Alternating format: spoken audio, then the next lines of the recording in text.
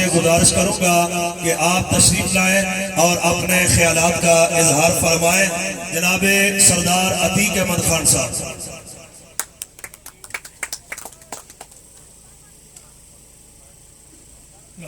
صلی اللہ رسول الکریم.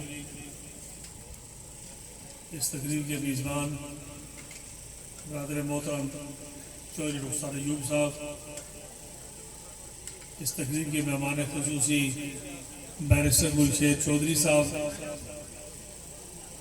اس تقریب میں موجود محترم راجہ جاوید اخلاص صاحب، محترم بھٹی صاحب، محترم راجہ محمد یاسین خان صاحب، سابق جسٹس سردار عبدالحمید خان صاحب،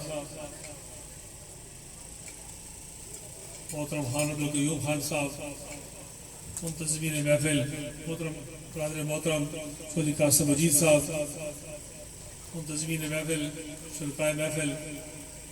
میں چودھری رخسار ایوب صاحب کو دل کی گہرائی سے ایک تو اس بات پر شکریہ ادا کرتا ہوں کہ اس بھرپور استقبالیہ تقریب میں انہوں نے حاضر ہونے کا موقع دیا، اور دوسرا ان کے فرزند ارجمند بیرسٹر گلشید چودھری صاحب کی اس موقع کی مناسبت سے اس ڈگری کے اصول پر انہیں ان کے سارے بھائیوں کو، ان کے بیٹوں کو، فیملی کو، بھتیجوں کو، بھانجوں کو، اہل خانہ کو، ان سب کو میں دل کی گہرائی سے مبارکباد پیش کرتا ہوں. چونکہ یہ تقریب و تقاریر کے لیے اس طرح نہیں ہے. رائے شوکت عزیز بھٹی صاحب نے بہت خوبصورت بات کر دی. چودھری یاسین صاحب محترم کسی مجبوری سے چلے گئے، وہ بھی بات کر کے چلے گئے. مفتی وسیم رضا صاحب نے بہت خوبصورتی کے ساتھ اس محفل کا سارا سیاق و سباق بہت اچھے انداز میں بیان کر دیا. اور ایسا جو موقع ہے اس پر میں سمجھتا ہوں چودھری رخسار ایوب صاحب کے ساتھ ہمارے بہت دیرینہ تعلق ہے، غالباً 30-35 سال سے زیادہ عرصہ. جیسے یہاں دوستوں نے کہا، مفتی صاحب نے بھی بجا طور پر فرمایا، مجاہد اول سردار محمد عبدالقیوم خان صاحب کے ساتھ، خود میرے ساتھ بڑا گہرا تعلق. یہاں سلطان صحابت سلطان سکندر صاحب تشریف رکھتے ہیں، اور سوشل میڈیا کے اراکین ہیں، پریس کے اراکین ہیں، پرنٹ اور الیکٹرانک میڈیا کے اراکین ہیں. اس موقع پر سارے دوستوں کو چودھری رخسار ایوب صاحب نے یاد رکھا، اس پر میں ان کا شکریہ ادا کرتا ہوں. آج کا جو موجودہ ہماری جو صورتحال ہے وہ اس بات کا تقاضا کرتی ہے کہ ہمارے پڑھے لکھے لوگ اس بات کی ذمہ داری قبول کریں کہ جو چیلنجز ہمیں سوسائٹی کے اندر درپیش ہیں، اس بات کا مارجن ہمیں دینا پڑے گا کہ قائد اعظم کی قیادت میں جن لوگوں نے یہ ملک حاصل کیا ان میں زیادہ لوگوں کی تعداد، پڑھے لکھے لوگوں کی تعداد نہیں تھی. وہ بہت کم پڑھے لکھے لوگ تھے، ان پڑھ لوگ تھے. زیادہ بھاری تعداد 80% سے زیادہ ان پڑھ لوگ تھے. لیکن یہ بات ان کو سمجھ میں آ گئی کہ لے کے رہے گا پاکستان، بٹتے رہے گا ہندوستان. پاکستان کا مطلب کیا؟ لا الہ الا اللہ. تو یہ میں سمجھتا ہوں کہ ہمیں ان کو اس وقت کا چیلنج سمجھ میں آ گیا، اور قیادت کریڈیبل تھی. جو بہت امپورٹنٹ بات ہے وہ یہ بات سمجھنے والی ہے. دنیا کی کوئی بھی تہذیب، کوئی بھی سویلائزیشن ایسی نہیں ہے کہ آگے چلنے والا کریڈیبل نہ ہو اور پیچھے چلنے والے لوگ اس پر اعتبار کر کے چلیں.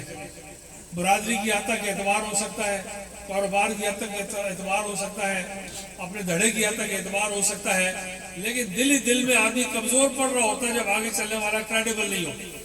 اور دنیا کی سب سے بڑی تہذیب، سب سے مقدس تہذیب، قیامت تک رہنے والی تہذیب، اسلامک سویلائزیشن جب آئی ہے اس پر آپ غور کریں کہ رسول اللہ صلی اللہ علیہ وسلم نے جب لوگوں سے پوچھا کہ میں پوچھوں کہ اس پہاڑی کے پیچھے سے وہ لشکر حملہ کرنے والا ہے تو آپ کیا کہیں گے؟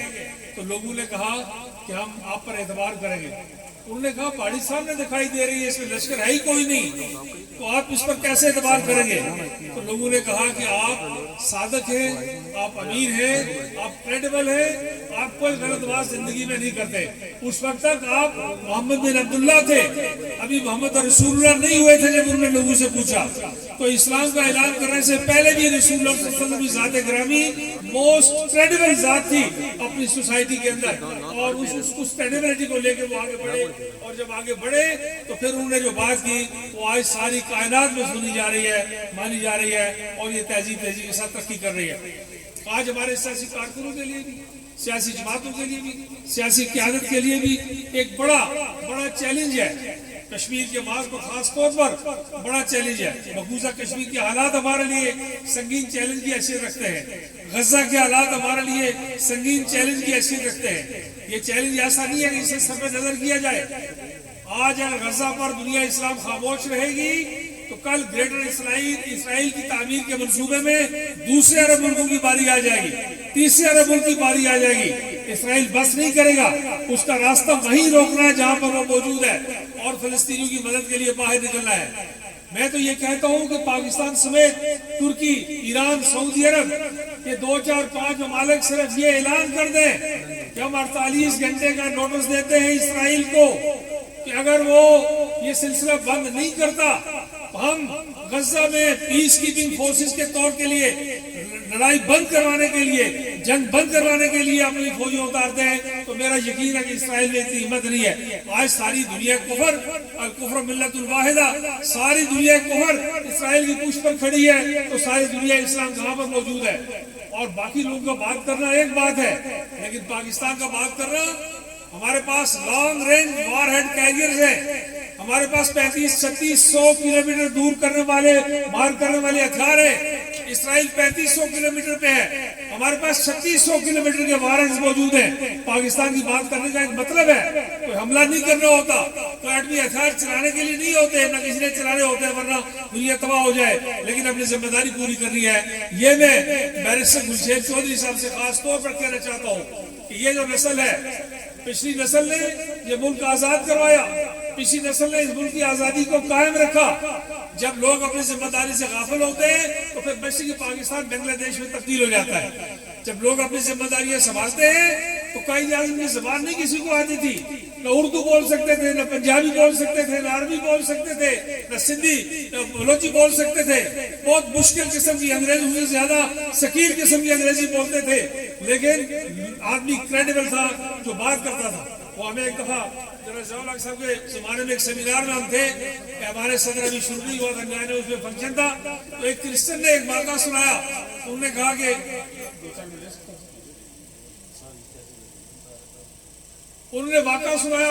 کہ ہم پاکستان بننے سے پہلے قائد اعظم کے ایک اجتماع میں موجود تھے، جلسے میں موجود تھے، قائد اعظم تقریر کر رہے تھے، ہم نے دیکھا کہ ایک صاحب بیٹھے ہوئے ہیں، بڑا پگڑ باندھا ہوا ہے، بڑی دھوتی کسی ہوئی ہے، اور ایک خصہ پہنا ہوا ہے، اور ٹپیکل دیہاتی کلچر کو ریپرزینٹ کرتے تھے، وہاں بیٹھے ہوئے تھے، کہنے لگے جھوم رہے تھے، ان کے چہرے کے تاثرات بتا رہے تھے کہ یہ قائد اعظم کے ایک لفظ، لیکن حال انہی سے وہ آدمی لگ رہا تھا کہ اس کو اتنی مشکل باتیں قائد اعظم کی انگریزی اردو میں مکس سمجھ میں نہیں آتی ہوگی۔ کہنے لگے ہم اس کے پاس چلے گئے، یہ ضیاء الحق صاحب کی مجاہد اول کی ہماری موجودگی میں ان صاحب نے سنایا اپنا تجربہ۔ انہوں نے کہا ان کے پاس چلے گئے اور ہم نے جا کے پوچھا کہ بڑے میاں آپ خیریت سے ہیں، ٹھیک ہے، آپ جلسہ سننے کے لیے آئے؟ انہوں نے کہا قائد اعظم کا جلسہ تھا۔ ہم نے کہا یہ قائد اعظم جو زبان بول رہے ہیں آپ سمجھ رہے ہیں؟ تو انہوں نے کہا پتر میں سمجھ نہیں آ رہی کہ کیا کہہ رہے ہیں۔ انہوں نے کہا کہ آپ تو پوری طرح انوالو ہیں، دل و جان سے اس تقریر کے ساتھ ساتھ چل رہے ہیں۔ کہ اللہ پتر پر گل یہ ہے کہ جی گل کر رہے ہیں 100% صحیح کر رہے ہیں، جڑی بھی گل کر رہے ہیں وہ 100% صحیح کر رہے ہیں۔ کہنے لگے اتفاق کی بات ہے کہ پاکستان بن گیا، اور ہم کچھ عرصے بعد ایک جلسے میں موجود تھے اور پھر اسی بڑے میاں پر نظر پڑی، کہنے لگے کہ بالکل سپاٹ چہرے کے ساتھ دل دم، اور ہم دیکھیں کہ جی وہ آدمی خاموشی سے پریشان حالی میں بیٹھا ہوا ہے۔ ہم اس کے پاس چلے گئے، اسے کیا یاد ہوگا کہ وہی نوجوان ہے، ہم اس کے پاس چلے گئے ایک دو لڑکے، اور جا کے پوچھا کہ چچا یہ تقریر شکیر ہو رہی ہے، بڑی خوبصورت خطاب ہو رہا ہے؟ کہنے لگے کہ ہاں پتر بڑی اچھی تقریر کر رہے ہیں، بڑی خوبصورت تقریر کر رہے ہیں۔ کہنے لگے پر تسی کو لگتا ہے پریشان بیٹھے ہو؟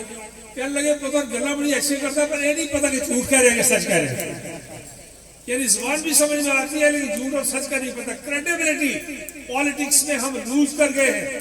تیرا جاوید اخلاص صاحب، بھٹی صاحب، یہ بڑے تجربہ کار لوگ ہیں، سارے قومی صوبائی اسمبلیوں میں بیٹھے رہے۔ اس وقت پارٹی کے اندر لوگ، اپنا پارٹی پریزیڈنٹ بات کر رہا ہوتا ہے کو پتہ نہیں، دوسرا پیچھے سے سوچ رہا ہوگا نہیں پتہ نہیں ٹھیک حل کر رہے ہیں، کل کیا کہے گا، پرسوں کیا کہے گا، پچھلے مہینے کیا کہی تھی، اس مہینے کیا کہہ رہا ہے. تو ہمیں اس وقت بیرسٹر گلشیر صاحب ہمیں بڑا چیلنج ہے، ہمیں کریڈیبلٹی ریسٹور کرنی ہے، ہمیں کشمیر کا تحفظ کرنا ہے.